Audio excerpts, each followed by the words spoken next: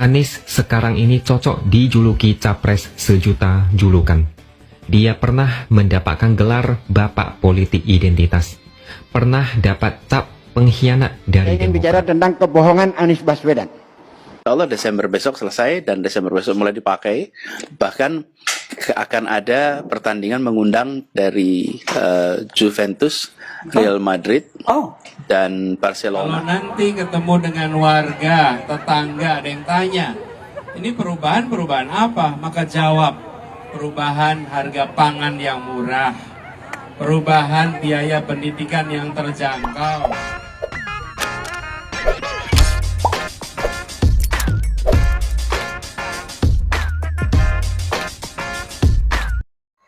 Baik sahabat sekalian, jumpa lagi bersama saya di channel ini. Pada kesempatan video kali ini, saya akan mereaksi kurang lebih ada 11 video, ya, kurang lebih 11 apa 12 video yang akan saya reaksikan pada kesempatan kali ini terkait atau tentang Anies Baswedan, ya, calon presiden dari Partai Nasdem. Berbicara tentang Anies Baswedan untuk orang Indonesia saat ini bukan hal baru, karena seorang Anies Baswedan sudah begitu familiarnya di telinga masyarakat Indonesia. Familiarnya tentang apa? Bukan tentang hanya karya-karyanya saja, tetapi banyak hal yang membuat Anies itu sering dikenang. Bahkan di video ini akan disampaikan bagaimana seorang Anies Baswedan menjadi capres dengan julukan terbanyak. Julukannya seperti apa saja? Mari kita saksikan video selengkapnya. Anies sekarang ini cocok dijuluki capres sejuta julukan. Dia pernah mendapatkan gelar Bapak Politik Identitas. Pernah dapat cap pengkhianat dari Demokrat. Pernah disebut gubernur tukang ngibul. Di Google, ada orang yang mengetik dengan kata kunci gubernur terbodoh. Kalian pasti sudah tahu siapa gubernur yang dimaksud. Sekarang Anies dapat tambahan julukan baru, yaitu capres boneka. Sebagai gambaran, sempat terjadi perdebatan sengit untuk menentukan kapan deklarasi cawapres koalisi perubahan. Ada yang gebrak meja karena ngamuk. Bayangkan, belum berkuasa aja sudah ribut-ribut. Bagaimana kalau nanti menentukan nama-nama untuk menteri, jabatan komisaris, jabatan lain? Mungkin bukan lagi gebrak meja, piring-piring pun bisa terbang. Saat menjadi gubernur DKI dan didukung penuh JK, kalian pasti sudah tahu rekam jejak Anies. Silakan kalian cari di Google. Misalnya, orang-orang yang ada di balik Formula E. Majalah Tempo juga pernah membahas soal ini. Ada keterlibatan orang-orang dekat JK. Saat ini Anies juga didukung JK, tapi diusung Surya Paloh. Kira-kira nanti apakah Anies bisa bebas bekerja dan membuat kebijakan sendiri? Untuk hal kecil seperti penentuan cawapres aja harus diatur Surya Paloh. Ini yang harus menjadi pertimbangan buat masyarakat dalam memilih pemimpin. Sudirman Said juga berbaik hati dan jujur memberikan peringatan kepada kita semua. Dia secara tidak langsung kasih warning kepada rakyat supaya jangan memilih Anies. Anies sudah dicap sebagai capres boneka. Anies hanyalah boneka yang dipermak dan dikasih make up cantik. Anies dipoles sampai kinclong, dibikin seolah hebat luar biasa. Diberi kostum dan topeng untuk mengelabui masyarakat. Ternyata Anies tidak ada apa-apanya, tidak berdaya, tidak punya power, mau gerak kemanapun terpaksa diatur, karena di belakangnya ada oligarki yang memegang remote control di balik layar. Katanya Anies diberi mandat. Itu cuma formalitas atau narasi palsu untuk mengelabui masyarakat. Kadang lucu melihat kelakuan pendukung Anies. Mereka memuji Anies itu anti oligarki, tidak akan disetir oligarki. Tapi faktanya untuk memilih cawapres aja harus diatur oligarki. Itu muka mau taruh di mana? Capres tapi tidak berdaya, tidak punya wibawa, cuma bisa bersilat lidah supaya kelihatan keren. Anies cuma pion yang tidak bisa mengambil keputusan sendiri. Bukannya partai yang dengerin Anies, tapi malah sebaliknya. Demokrat sempat bilang Anies pernah bilang ke AHY bahwa dia ditelepon beberapa kali oleh ibu dan guru spiritualnya agar segera berpasangan dengan AHY. Tapi semua itu seolah tidak penting, karena keputusan Surya Paloh adalah yang paling penting. Jadi, kalian pasti sudah bisa melihat sendiri apa yang akan terjadi jika Anies sampai jadi presiden. Oke, sekian dulu opini dari saya. Subscribe channel ini supaya makin berkembang dan tuliskan komentar Anda. Terima kasih sudah menonton dan sampai jumpa lagi di lain kesempatan. Baik sahabat sekalian, setelah kita menyaksikan video ini, memang selama ini kita sering dengar banyak sekali julukan yang disematkan ke dalam diri Anies Baswedan. Dan kali ini dalam video tadi kita mendengarkan bersama bagaimana semakin banyak ya julukan yang diberikan. Mulai dari gubernur terbodoh dan lain sebagainya. Dan terakhir disebut sebagai capres boneka. Dengan data dan dasar yang digambarkan tadi. Nah, kira-kira apakah berhenti sampai di situ ataukah akan muncul lagi julukan-julukan baru? Kita tunggu, pasti akan ada julukan baru untuk Anies Baswedan. Barangkali ada yang punya ide untuk julukan apa lagi? Silakan tinggalkan di kolom komentar. Saya ingin bicara tentang kebohongan Anies Baswedan. Insya Allah Desember besok selesai dan Desember besok mulai dipakai. Bahkan akan ada pertandingan mengundang dari Juventus, Real Madrid, dan Barcelona. Itu luar biasa. U20 mereka akan datang semua ke sini. Ya, soft launchingnya pertengahan Desember besok. Minggu depan sudah siap? Ya. Masif tes? No kan? Ini apanya? Labnya udah siap. Oh ya? Insya Allah. Udah dikerjakan sejak kapan? Nanti kalau udah siap saya umumin sekalian. Tunggu dulu. Dikerjakannya sejak kapan minggu depan? Sekarang udah dikerjain. Udah dikerjakan? Udah kerjain. Jadi udah kerjain. Nanti begitu udah siap, saya umumkan. Siap, saya umumkan. Kampung di Jakarta mulai hari ini, insya Allah nanti 1,2 juta keluarga di Jakarta akan terima paket makanan seminggu sekali. Jadi kirim untuk kebutuhan seminggu. Kirim lagi untuk kebutuhan seminggu. Jadi setiap paket seminggu apa aja paketnya tuh Pak? Paketnya saya baca ntar ya biar nggak ketukar ininya. Jadi tentu nomor 1 beras. Jadi semuanya bahan pokoknya paketnya tuh ada. Bentar. Bagaimana? Sudah jelaskan? Kalau capres kaum botol kecap suka bohong, cukuplah kaum botol kecap yang percaya kebohongan Anies. Jangan sampai kita yang masih waras ikutan percaya. Baik, itu mungkin beberapa cuplikan video janji-janji Anies yang tidak direalisasikan hingga saat ini. Bahkan seorang tokoh seperti Dahlan Iskan, Agim, dan juga YouTuber ternama Indonesia, Deddy Corbuzier pun kena prank dari Anies Baswedan. Dan rasa-rasanya prank atau janji-janji manis ini tidak akan berhenti di sini. Karena tahun politik sementara berjalan, Pilpres mesti tahun depan, tahun 2024, berarti masih akan ada deretan janji-janji manis lainnya yang menambah daftar pustaka janji manis yang tidak bakal direalisasikan. Kalau nanti ketemu dengan warga, tetangga, ada yang tanya, ini perubahan apa? Maka jawab, perubahan harga pangan yang murah, perubahan biaya pendidikan yang terjangkau, perubahan lapangan pekerjaan yang lebih mudah, dan kesehatan yang lebih mudah. Jadi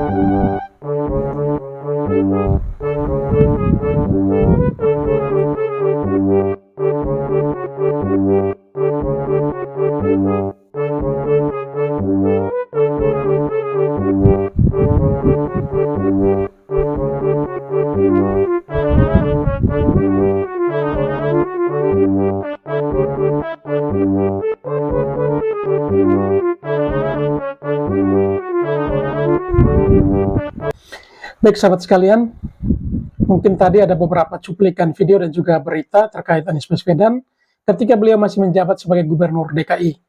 Ada banyak persoalan di tengah masyarakat yang dihadapi saat itu, yaitu kenaikan harga pangan dan juga angka putus sekolah yang makin tinggi. Di situ ditulis bahwa gubernurnya pecatan Menteri Pendidikan, tetapi angka putus sekolah SD itu tertinggi se-Indonesia itu ada di DKI Jakarta. Dan juga ketika ada harga pangan naik, yang merangkak naik, Anies sering sampaikan bahwa kami terus pantau. Dan itu banyak hal yang sudah kita ketahui semenjak beliau masih menjabat sebagai Gubernur DKI, dan kali ini mau naik ke level menjadi calon presiden. Tentunya rakyat yang ya masih matanya masih aman, belum buta, telinganya masih normal, masih bisa mendengar, tentunya akan mempertimbangkan hal ini. Dan semua kitab suci isinya kata-kata. Mana nih tukang goreng? Kok nggak ada sih yang goreng? Slebe, wadidaw, meledak. Kan tukang gorengnya di barisan mereka. Coba bayangkan kalau ini yang bilang Bapak Jokowi, Bapak Ahok, Bapak-bapak yang lain, ya udah jelas digorengnya habis-habisan. Tapi kalau Bapak itu yang bilang, tutup mulut, tutup mata, pura-pura nggak tahu, nggak berani berbicara, katanya kebebasan berpendapat, padahal kubuh mereka yang terlalu banyak berpendapat sampai menggiring opini entah kayak mana-mana. Slebeng, wadidaw, meledak, senggol dong, tukang goreng. Baik sahabat sekalian, itu satu buah cuplikan video dari seorang netizen yang menanggapi apa yang disampaikan oleh Anies Baswedan bahwa kitab suci itu isinya kata-kata. Jadi kalau narasi gagasan itu tidak penting, menurut Anies Baswedan itu keliru, itu penting sekali. Karena kitab suci pun isinya kata-kata. Dan ini beliau sering kaitkan dengan hal-hal lain, tetapi memang tidak sinkron kalau kita coba berpikirkan dan perhatikan baik-baik. Bagaimana Udin? Bukan dibawa-buat. Harusnya pengalaman mukanya murung sekali. Kasih tahu rakyat bahwa saya begini. Itu seperti itu. Tunjukkan bahwa tidak bersemangat kemampuan itu ada. Tapi juga kita menjunjung tinggi bagaimana demokrasi berjalan dengan baik, tidak dengan kekuasaan. Seperti itu. Tidak semangat sekali ini, kenapa ya. Ini? Iya. Leadership, kalau tidak punya leadership, bagaimana jadi menteri, bagaimana bisa jadi gubernur, bagaimana bisa jadi direktur, leadership. Punya kecerdasan saya kira tentu kalau punya track record, ada masalah nggak selama ini? Ada track record, oke lah, A atau B. Seperti itulah yang kita harapkan untuk memimpin bangsa. Baik sahabat sekalian, nah kira-kira Pak Anies Baswedan mukanya murung begitu itu kira-kira kenapa? Di saat Pak JK sedang berbicara kok mukanya Pak Anies murung begitu? Kayaknya tidak semangat sekali. Kira-kira para sahabat sekalian mungkin ada mengetahui apa faktornya sampai Pak Anies kok kelihatannya tidak semangat dan cemberut sekali? Jika ada yang punya jawaban, silakan tulis di kolom komentar ya. Nah, ini parah nih. Lebih cocok dari tukang nasi goreng.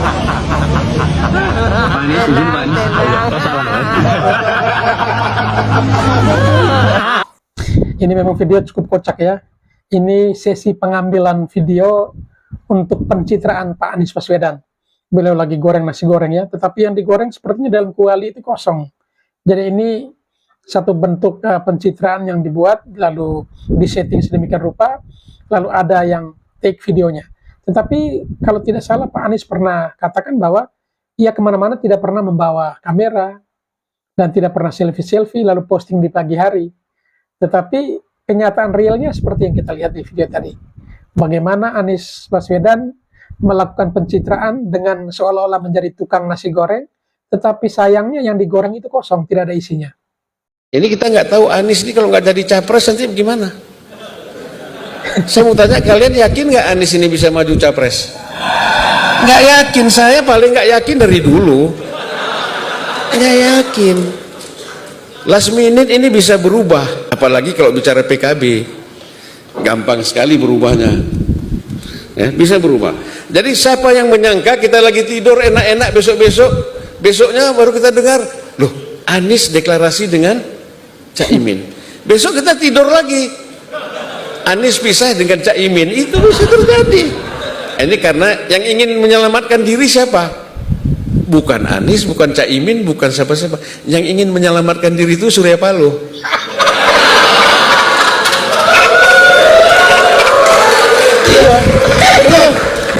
Wah, pernyataan ini memang cukup terganggu ya sepertinya. Ada pertanyaan selentingan tadi bahwa apakah Anda yakin bahwa Anies Baswedan akan menjadi capres? Dan pertanyaan ini juga bukan orang sembarang yang melakukan pertanyaan ini. Tentunya dari mukanya tadi di video kita tidak asing untuk beliau. Tetapi bisa saja terjadi. Karena dugaan ini bisa saja terjadi kalau ya PKB beralih atau hengkang dari koalisi tersebut. Maka dengan sendirinya kuota itu tidak mencapai 20% kursi di parlemen, sehingga seseorang tidak bisa maju menjadi capres. Dan jangan sampai Anies benar-benar batal capres dan isu tentang dua poros itu yang benar, yaitu hanya poros Prabowo dan juga poros Ganjar Pranowo. Kita saksikan episode selanjutnya, siapa tahu ada perubahan seperti yang ada dalam video tadi. Perubahan di mana Anies gagal menjadi capres. Siapa Imam Mahdi? Profesor Dr. Anies Rashid Imam Mahdi. Itu Imam Al-Mahdi, Al-Imam Al-Mahdi. Anak kami Anies Imam Mahdi masuk ke gereja ya. Ini dibaptis dengan mengganti nama Yohanes. Terima kasih.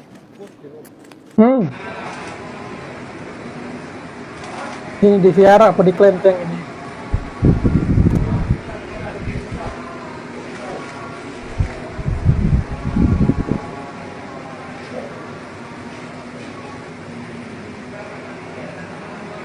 Saya menerima barang dari sorga, dompet, di dalamnya dolar Amerika, dolar Singapura.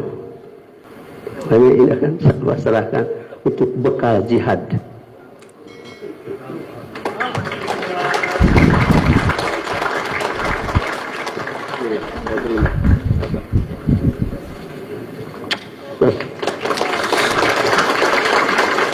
Luar biasa ya.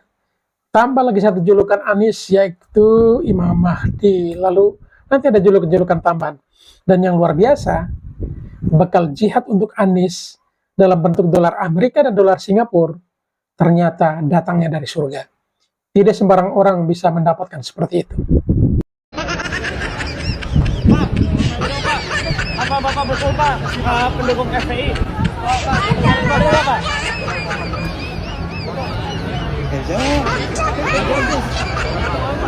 Pak. Mari Pak ya Pak. Mari. Bapak mendukung FPI Pak. Kalau tidak dijawab ini pertanyaan. Nah inilah Anies sekarang sudah mulai berubah.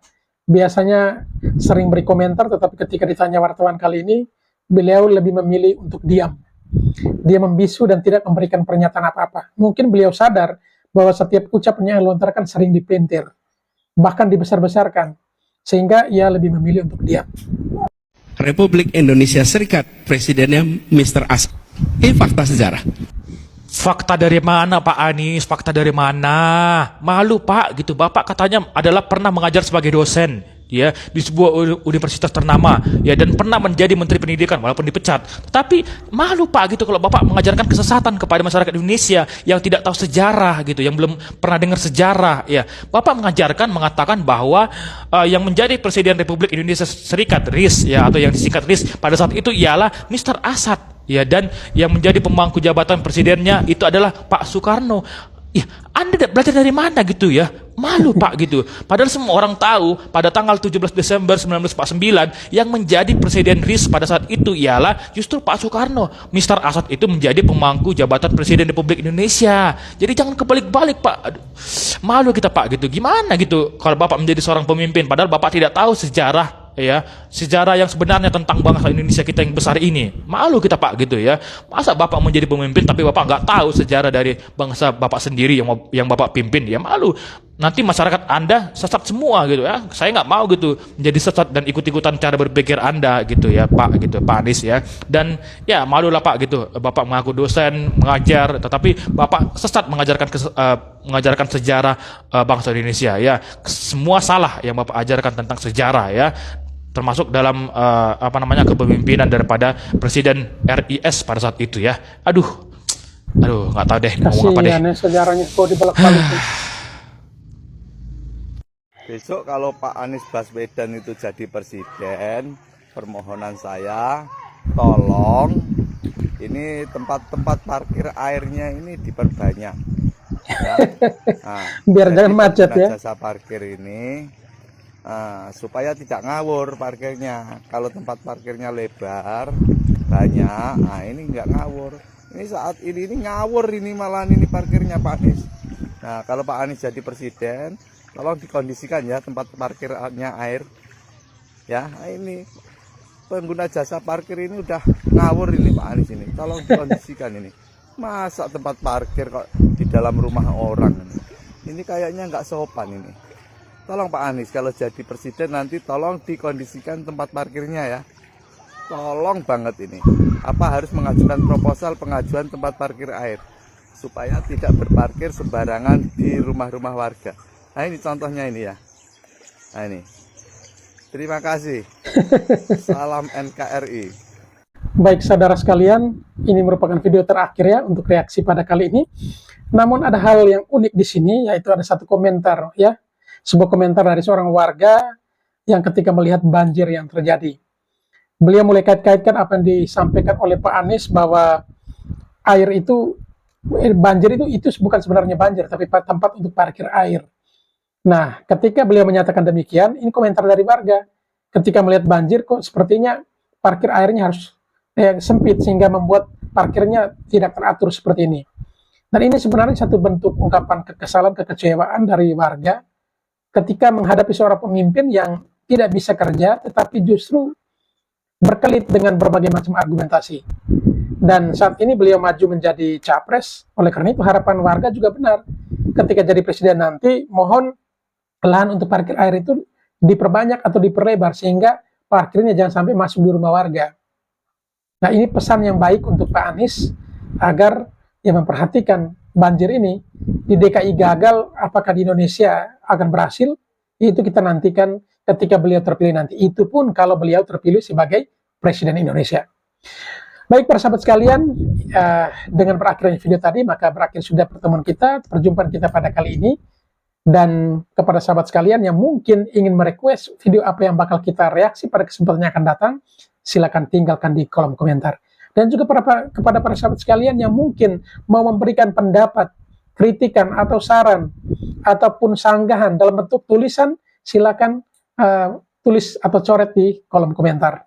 Dan sebelum kita akhiri video ini, saya menyampaikan kepada para sahabat sekalian yang mungkin belum sempat memberikan subscribe, silakan tekan tombol subscribe dan bunyikan tanda loncengnya agar setiap video-video baru yang kami upload, saudara sekalian bisa mendapatkan notifikasinya.